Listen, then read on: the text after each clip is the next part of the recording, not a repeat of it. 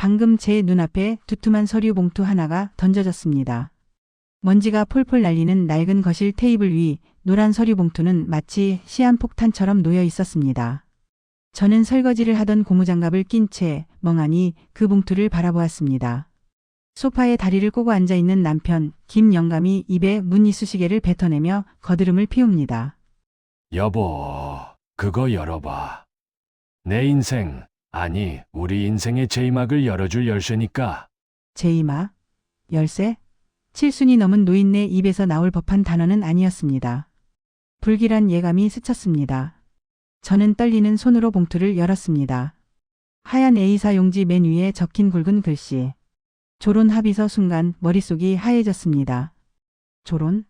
결혼을 졸업해? 이게 무슨 귀신 신나라 까먹는 소리입니까? 여보, 이게 다 뭐야? 조론이라니? 당신 혹시 어디 아파? 제 물음에 남편은 콧방귀를 뀌었습니다. 아니, 오히려 한심하다는 듯 혀를 끌끌 찼습니다. 이래서 당신이랑은 대화가 안 통한다는 거야. 박정순 씨, 시대가 변했어. 요즘 누가 죽을 때까지 지지고 볶고 살아. 다들 쿨하게 각자 인생 사는 게 유행이야, 유행. 나도 이제 내 인생 좀 즐겨보자고. 당신 뒷바라지하느라 40년 동안 등골이 휘었잖아. 기가 막혀 말이 안 나왔습니다. 뒷바라지요. 등골이 휘어요. 40년 전 빈털터리였던 남편에게 시집와서 시장통에서 생선 팔고 남의 집 식물 지금의 2층 양옥집을 장만하고 자식들 대학까지 보낸 건 바로 저 박정순이었습니다. 남편이 한 일이라곤 허구한 날 술 마시고 친구들한테 밥 사준다고 돈 펑펑 쓰고 다닌 것밖에 없는데 이제 와서 자기가 희생했다니요. 아니 여보. 지금 이 나이에 무슨 조론이야. 남들이 알면 웃어. 그리고 밥은 누가 해주고 빨래는 누가 해? 저는 억울함을 꾹 누르고 최대한 차분하게 물었습니다. 그러자 남편이 벌떡 일어나며 소리쳤습니다. 그놈의 밥 타령, 빨래 타령. 내가 밥 얻어먹자고 당신이랑 사는 줄 알아? 지겨워. 아주 지겨워서 숨이 막힌다고. 당신 몸에서 나는 파스 냄새도 싫고 구질구질한 몸빼 바지도 꼴 보기 싫어. 나는 아직 청춘이야. 내 심장은 아직도 뜨겁게 뛰고 있다고. 남편은 자신의 가슴을 팡팡 치며 열변을 토했습니다. 청춘, 뜨거운 심장. 거울 속 자신의 모습은 안 보이는 걸까요? 머리카락은 듬성듬성 빠져 소갈머리가 환하고 배는 임산부처럼 남산만하게 나온 75세의 노인. 그게 바로 제 남편의 현실이었습니다. 하지만 남편의 눈빛만은 진심이었습니다. 마치 사랑에 빠진 사춘기 소년처럼 눈이 번들거렸습니다. 그때 직감했습니다. 아, 여자가 생겼구나. 그것도 아주 단단히 홀렸구나. 여보, 솔직히 말해. 여자 생겼지? 제 돌직구 질문에 남편이 흠칫 놀라는가 싶더니 이내 뻔뻔하게 고개를 쳐들었습니다. 그래, 생겼다. 왜 능력 있는 남자가 여자 만나는 게 죄야? 당신도 알잖아. 미스 김. 우리 동네 꽃집 사장. 그 여자는 당신이랑 달라. 말도 잘 통하고 센스도 있고 무엇보다 여자로서의 매력이 넘친다고. 미스 김. 동네 어귀에서 조그만 꽃집을 하는 여자. 나이는 60이 넘었다는데 진한 화장에 향수를 들이부은 듯 풍기고 다니는 그 여자. 동네 아줌마들 사이에서는 꽃뱀이라고 소문이 자자한 여자였습니다. 남편이 그 여자 가게 앞을 기웃거린다는 소문은 들었지만 설마 했습니다. 제 남편이 아무리 주책이라도 자식들 보기 부끄러운 짓은 안 할 거라 믿었으니까요. 하지만 제 믿음은 산산조각 났습니다. 당신 제정신이야. 미스 김 그 여자 소문 안 좋아. 당신 돈 보고 접근한 거야. 나이 70 먹고 무슨 주책이야.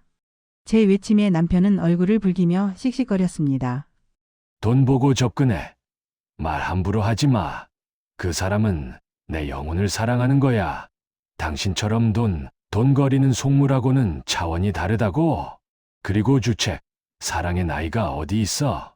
나는 이제야 진짜 사랑을 만난 거야. 그러니까 방해하지 말고 도장 찍어.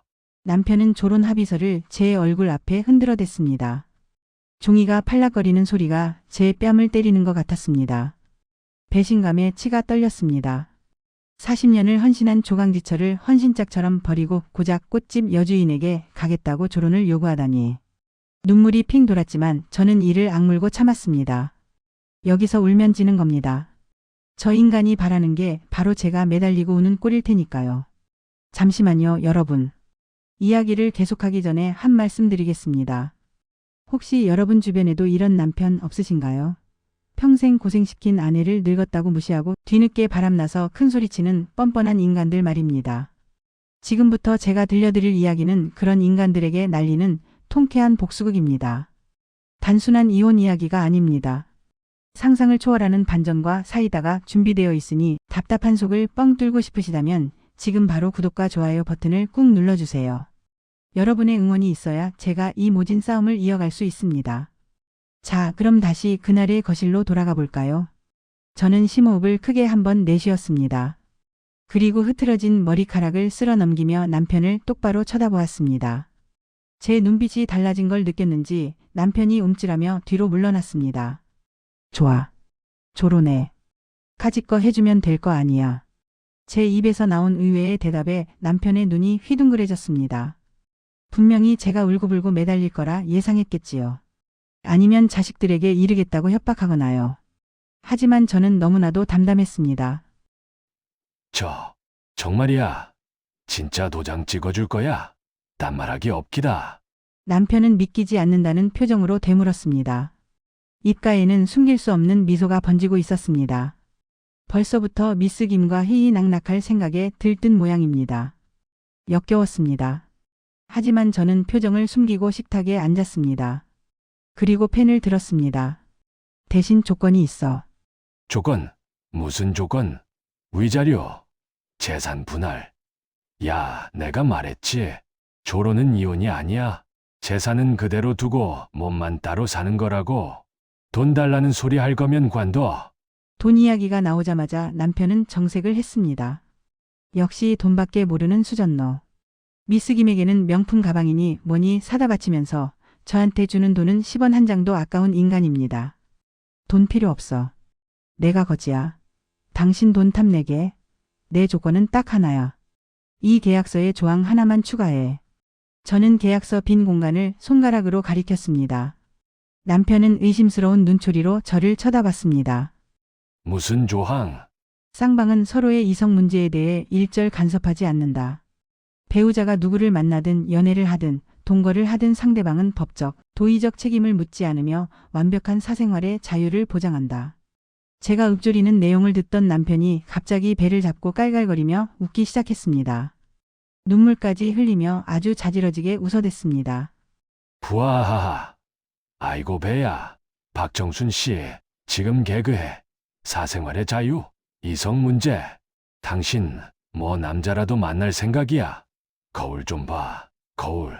좀 치순 넘은 주그렁 할망구를 누가 쳐다나 본데. 지나가던 개가 웃겠다. 정말. 남편의 조롱은 비수처럼 날아와 꽂혔습니다. 자존심이 상해서 얼굴이 화끈거렸지만 저는 태연한 척 펜을 돌렸습니다. 사람 일은 모르는 거잖아. 당신 말대로 인생 이막이라며. 나도 혹시 알아? 송중기 같은 연하남이 나타날지? 그러니까 딴소리 말고 이 조항 넣어. 안 그러면 도장 안 찍어. 으이구, 그래라 그래. 꿈도 야무지시네. 송중기. 아이고, 송장이 아니고. 알았어, 넣어줄게. 어차피 당신은 남자 만날 일 없으니까 100번이고 1000번이고 써주지. 남편은 비웃음을 흘리며 펜을 낚아챘습니다.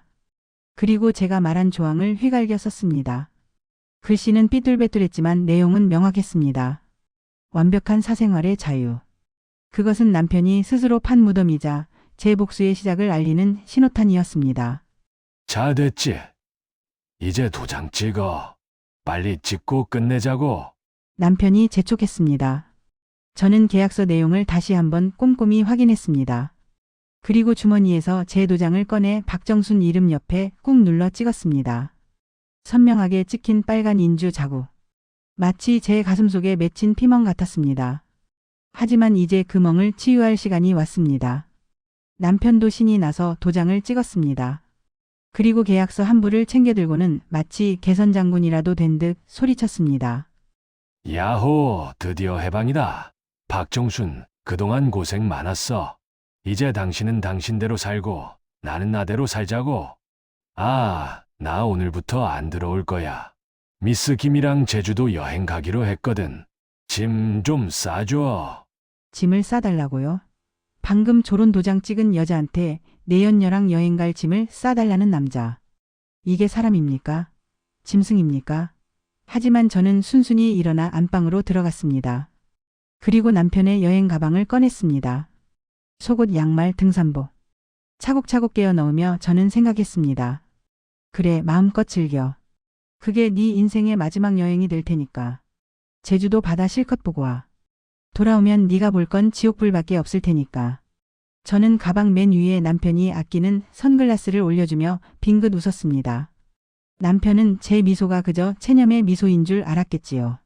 제가 짐을 다 싸서 거실로 나오자 남편은 현관에서 구두를 신고 있었습니다. 콧노래까지 흥얼거리며 아주 신이 났습니다. 고마워, 여보. 아니, 이제 박 여사라고 불러야 하나? 아무튼 나간다. 집 잘 지키고 있어. 가끔 반찬이나 좀 해서 가게로 보내주고.